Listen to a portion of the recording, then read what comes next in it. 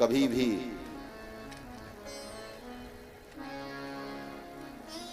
स्त्री के हृदय के भाव को जानने के लिए प्रच्छन्न वृत्ति का आश्रय लेना चाहिए, शास्त्र कहते हैं।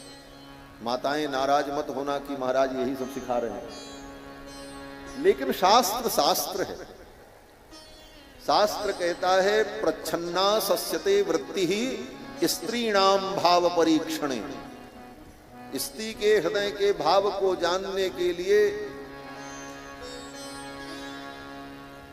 प्रच्छन्न वृत्ति का आश्रय लेना चाहिए। प्रच्छन्न वृत्ति का मतलब सब कुछ सच सच अपने मन की बात नहीं बतानी चाहिए। और जब पता चल जाए कि हां भाव शुद्ध है, तब फिर बताने में कोई आपत्ति भी नहीं, लेकिन पहले परीक्षण तो करना ही चाहिए। दशरथ जी महाराज ने कहा 2 के बदले में 4 मांग लो। महारानी कैकेयी ने कहा मैं मांगूंगी लेकिन ऐसे नहीं। दशरथ जी ने जब कह दिया कि रघुकुल रीत सदा चली आई, प्राण जाए पर वचन न जाए, रघुकुल के व्यक्ति प्राण दे देते हैं लेकिन अपना वचन नहीं छोड़ते, इतनी बात पर महारानी कैकेयी को दृढ़ विश्वास होना चाहिए। लेकिन विश्वास न हुआ और महारानी कैकेयी ने कहा मैं ऐसे नहीं मांगूंगी, आप अपने प्रिय पुत्र राम की शपथ खाओ तब मैं मांगूंगा।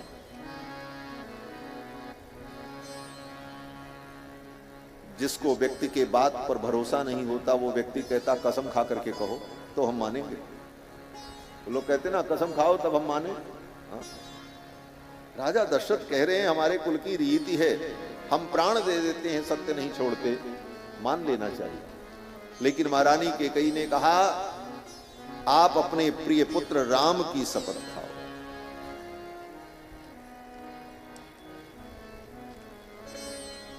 इसी पर दशरथ जी को सावधान हो जाना चाहिए कि रघुकुल की परंपरा पर इनको विश्वास नहीं है। मैं शपथ लूं तब मेरे ऊपर विश्वास हो। जिसके साथ इतना दीर्घकालिक जीवन व्यतीत किया उसके सत्य पर विश्वास नहीं। और प्रिय पुत्र राम के शपथ की बात कैकेयी कर रही हैं। दशरथ जी को इसी पर सावधान हो जाना चाहिए था और कह देना चाहिए था मैं अपने राम की शपथ नहीं लूंगा। आप मांगो क्या मांगना है, इसमें शपथ की क्या आवश्यकता है। लेकिन भाव में और अति विश्वास में दशरथ जी समझ नहीं पाए और दशरथ जी ने शपथ ले ली। दशरथ जी ने कहा कि शपेते वचन क्रियाम, हे कैकेयी मैं अपने पुत्र राम की शपथ ले रहा हूं, आप जो कहोगी वो मैं करूं। अपने प्रिय पुत्र राम की शपथ ले रहा हूं। जब शपथ ले लिया तब महारानी कैकेयी ने कहा अब मैं कहने जा रहे हूं। यहां तो मानस रामायण में थोड़ा गोस्वामी जी महाराज ने कुछ विषय वस्तु का संक्षेप भी किया है और कुछ जगहों पर मानस जी में गोस्वामी जी ने विषय विस्तार भी किया है। इस विषय में महर्षि वाल्मीकि ने जो वर्णन किया है कि महारानी कैकेयी ने कहा कि मैं अपने मन की बात कहने जा रही हूं, आप ये मत कहना कि यहां कोई तीसरा व्यक्ति गवाह नहीं था, हमारे आपके बीच की बात है। 33 कोटि देवताओं को मैं साक्षी बना रही हूं, सूर्य चंद्रमा को, नक्षत्र गणों को साक्षी बना रही हूं, 10 दिशाओं को साक्षी बना करके मैं कहने जा रही हूं। और मैं जो कहने जा रही हूं ये देवता भी श्रवण करेंगे, देवता भी सुनेंगे। दशरथ जी महाराज को इतने में सावधान हो जाना चाहिए था। इतना बड़ा वाग्जाल की रचना कर करके कैकेयी कुछ कहने जा रही हैं, कहीं इसमें कोई षड्यंत्र तो नहीं है। लेकिन तब तक दशरथ जी महाराज नहीं समझ पाए और महारानी कैकेयी ने कहा सुनहु प्राण प्रिय भावत जी का देहु एक बर भरतहि टीका। एक वरदान तो मुझे ये चाहिए कि जिन वस्तुओं से, जिन सामग्रियों से कल आप अपने ज्येष्ठ पुत्र राम का युवराज पद पर अभिषेक करने जा रहे हैं, उन्हीं वस्तुओं से मेरे पुत्र भरत का राज्याभिषेक, वो सामग्री मेरे भरत के लिए प्रयुक्त हो, तब मेरे मन को संतोष होगा। और दूसरा वरदान, बोले दूसरे वरदान में महारानी कैकेयी ने कहा राम 14 वर्ष के लिए वन में जाएं और तपस्वी वेश धारण करके। सुनहु प्राण प्रिय भावत जी का, सुनहु प्राण प्रिय भावत जी का, देहु एक बर भरत टीका, देहु एक बर भरत टीका, मांगहु दूसर पर कर जोरी, मांगहु दूसर पर कर जोरी, पूर्वहु नाथ मनोरथ मोरी, पूर्वहु नाथ मनोरथ मोरी, तापस बेस विशेष उदासी,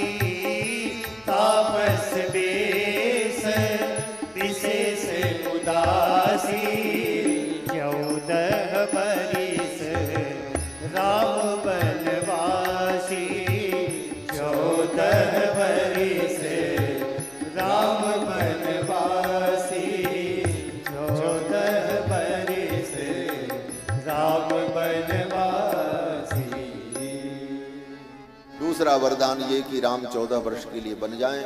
इन दोनों बातों को सुनकर दशरथ जी महाराज तो सोच में पड़ गए, मेरे सत्य का क्या हो। कैकेयी के इन वचनों को पूर्ण करने के लिए मुझे प्रजा को जो दिया गया वचन है, उस वचन का क्या होगा। सभा में मैंने घोषणा की है कल राम का राज्याभिषेक करूंगा, मेरे उस वचन का क्या होगा। राम को मैंने वचन दिया है कल तुमको युवराज पद पर अभिषिक्त करूंगा, उस वचन का क्या होगा। ये सब सोचकर दशरथ जी महाराज अत्यंत व्याकुल हो गए और दशरथ जी ने कहा महारानी अपने वचन को वापस ले लो, राज्य में भरत को दे दूंगा लेकिन मेरे राम को अयोध्या में रहने दो। दशरथ जी महाराज ने बहुत अनुनय विनय किया, बहुत समझाया।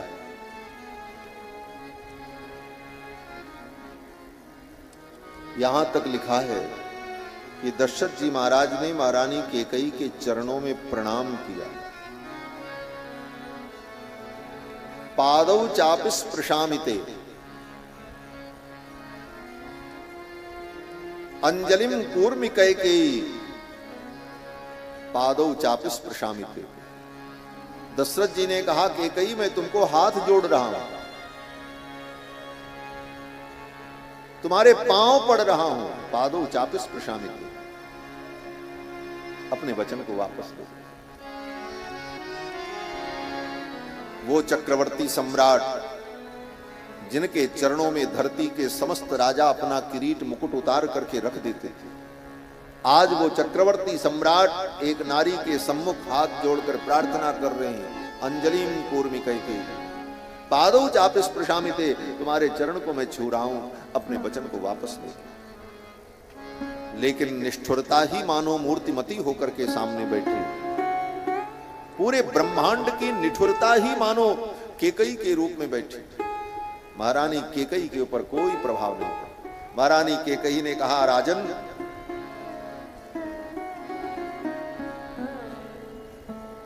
ये सब नाटक आप मत करो। दशरथ जी ने कहा महारानी मेरे राम ने क्या अपराध किया है, मैं क्यों नहीं जंगल में भेज?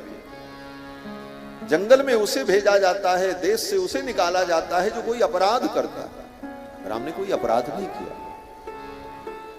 और तुम तो जानती हो राम ने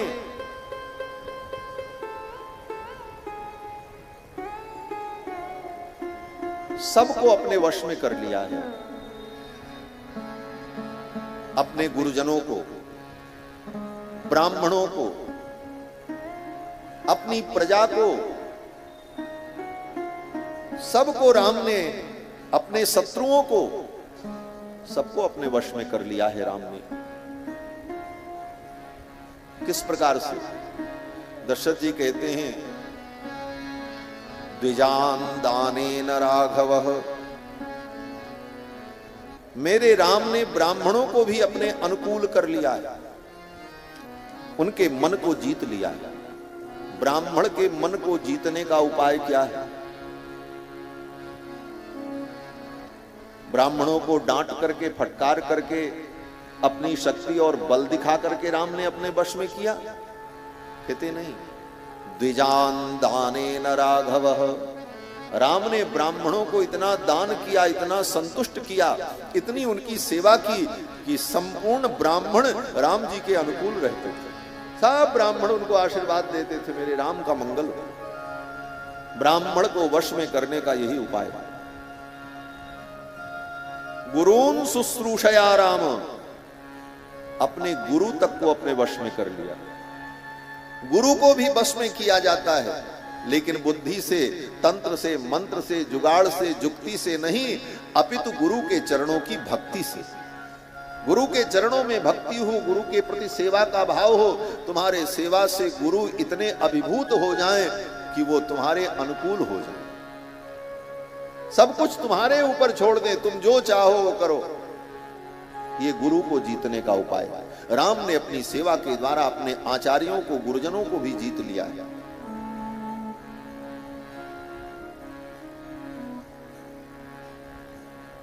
अपने शत्रुओं को अपने शस्त्र के द्वारा जीत लिया और अपनी वाणी और व्यवहार की मधुरता से संपूर्ण प्रजा को अपने अनुकूल कर लिया। ऐसे राम जो परम साधु हैं, साधु का मतलब, साधु का मतलब केवल लाल पीला कपड़ा पहनना नहीं होता। साधु का मतलब, बोले साधु का मतलब होता है साधयति पर कार्याणीति साधु, साधनोति पर कार्याणीति साधु, जो दूसरे के कार्यों का साधन करे उसका नाम साधु। आपका कोई काम नहीं बन रहा है तो जो व्यक्ति आपकी सहायता कर दे, आपका काम बना दे, वो साधु। जो सबका काम बना दे उसका नाम साधु। साधनोति पर कार्याणीति साधु, और राम तो परम साधु। महारानी कैकेयी ने कहा, एक साधु तुम्हारे पुत्र राम हैं और एक साधु आप हो। राम साधु तुम साधु सयाने। आज हमको पता चला, राम साधु है और तुम साधु, आप साधु हो, और दुनिया में कोई साधु नहीं है। बड़े कठोर वचन महारानी कैकेयी ने कहा, और कैकेयी ने कहा, महाराज ये सब मैं नहीं जानता, मेरी तो एक बात है, आप मेरा वचन पूर्ण करो, नहीं तो इसका परिणाम अच्छा नहीं होगा। दशरथ जी ने कहा, क्या होगा? महारानी कैकेयी ने कहा कि अगर आपने मेरे वचन को पूर्ण नहीं किया तो अभी आपके सामने विष पीकर मैं अपने प्राणों का त्याग करूं। अहम तो विषमद्यैव पीत्वा बहुतवाग्रतः पश्यतस्ते मरिष्यामि। महारानी कैकेयी ने कहा, आपके देखते देखते अभी विष पी करके मैं मरूंगी। बगल में रखा था कि मैं जहर पी करके मर जाऊंगा, और मैं जहर पी करके जब मरूंगी तो कल आप मेरा अंतिम संस्कार करेंगे। ये राज्याभिषेक नहीं होगा, राज्याभिषेक तो किसी कीमत पर नहीं होगा। कल आप मेरा अंतिम संस्कार करेंगे और पिंडदान करेंगे, अगर मेरी इच्छा को आपने पूर्ण नहीं किया। होत प्रात मुनि वेश धरि जो न राम बन जान। मोर मरण राउर अजस, मेरा मरण होगा, आपका अपयश होगा, नृप समझिए मन मान। हे राजन, आप इस बात को समझ लो। फिर तो दशरथ जी महाराज ने बहुत समझाया, लेकिन महारानी की कई नहीं मानी। अंत में यही सब करते करते रात बीत गई, सवेरा हुआ। जब सवेरा हुआ, बंदी जन आए दशरथ जी महाराज को जगाने के लिए, और ऐसे अवसर पर दशरथ जी की इस स्थिति को देखा। दशरथ जी महाराज ने अपने मंत्री सुमंत्र से कहा, मैं अपने धर्मात्मा पुत्र राम को देखना चाहता हूं, मेरे राम को मेरे पास बुला करके लाओ।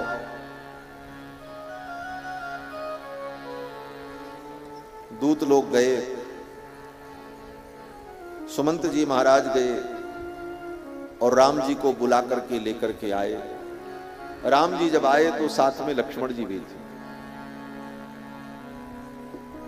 महारानी श्री जानकी भगवान श्री राम को रथ तक छोड़ने के लिए आई, क्योंकि रथ से बैठ करके आना था, रथ पर बैठ करके आना था पिताजी के महल तक। जब छोड़ने आई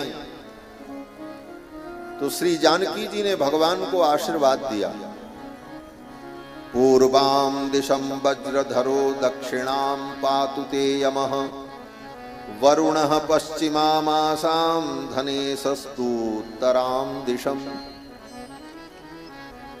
श्री जानकी जी ने भगवान को आशीर्वाद देकर के, रघुनंदन का मंगलाशासन करके तब द्वार से विदा किया है। जानकी जी ने भगवान को आशीर्वाद दिया। बोले रामायण काव्य की यही विशेषता है। रामायण में राम जी को जितना आशीर्वाद मिला है, इतना आशीर्वाद भगवान को किसी भी अवतार में नहीं मिला। न कृष्णावतार में, न नरसिम्हावतार में, न वामनावतार में, किसी भी अवतार में भगवान को उतना आशीर्वाद नहीं मिला जितना आशीर्वाद रामावतार में मिला। और रामायण में सब लोगों ने राम जी को आशीर्वाद दिया। मां कौशल्या ने, श्री दशरथ जी ने, गुरुदेव वशिष्ठ ने, जनक जी ने, सुनैना मां ने, विश्वामित्र जी ने। और जब राम जी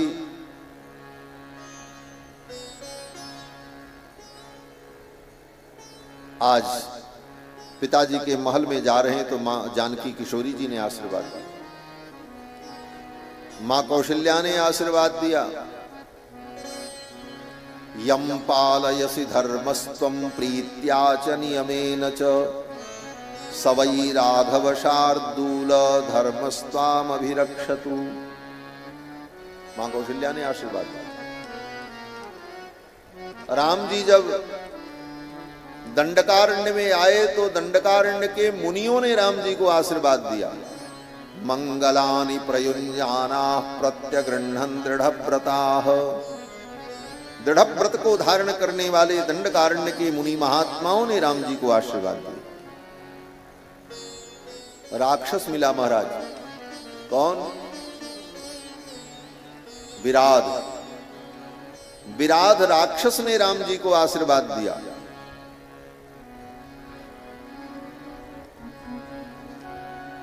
कबंध ने आशीर्वाद दिया राम जी को। हनुमान जी ने आशीर्वाद दिया भगवान को। गृद्धराज जटायु ने आशीर्वाद दिया। रामायण में जितना आशीर्वाद राम जी को मिला है, इतना किसी अवतार में नहीं मिला। ये रामायण ग्रंथ श्री संप्रदाय के वैष्णव जनों का गेय ग्रंथ है, सिद्धांत ग्रंथ है। संपूर्ण भक्ति का सिद्धांत रामायण में निहित है। इसीलिए आज भी हमारी परंपरा में वैष्णव उपासना पद्धति में राम जी को, भगवान को नित्य आशीर्वाद दिया जाता है। क्यों बोले? रामायण में सब लोगों ने आशीर्वाद दिया है, तो हम भी अपने भगवान को आशीर्वाद दें। इसलिए हम लोगों के यहां मंदिर में जब आरती होती है तो भगवान की आरती करने के बाद, भगवान के चरणों में तुलसी और पुष्प समर्पण करने के बाद फिर आरती एक बार कर की जाती है। और ये दोबारा जो आरती होती है, कपूर जलाकर भगवान की आरती उतारते हुए सभी वैष्णव लोग भगवान को आशीर्वाद देते हैं। क्या आशीर्वाद देते हैं? बोले मंगलम कौशलेन्द्राय महनीय गुणाब्धये चक्रवर्ती तनूजाय सार्वभौमाय मंगलम वेद वेदांत वेद्याय मेघश्यामलमूर्तये पुंसां मोहन रूपाय पुण्यश्लोकाय मंगलम विश्वामित्रांतरंगाय मिथिलानगरीपतेः भाग्यानां परिपाकाय भव्यरूपाय मंगलम। भगवान की संपूर्ण लीलाओं का वर्णन करते हुए भगवान को वैष्णव जन आशीर्वाद देते हैं। ये बड़ी रहस्य की बात है।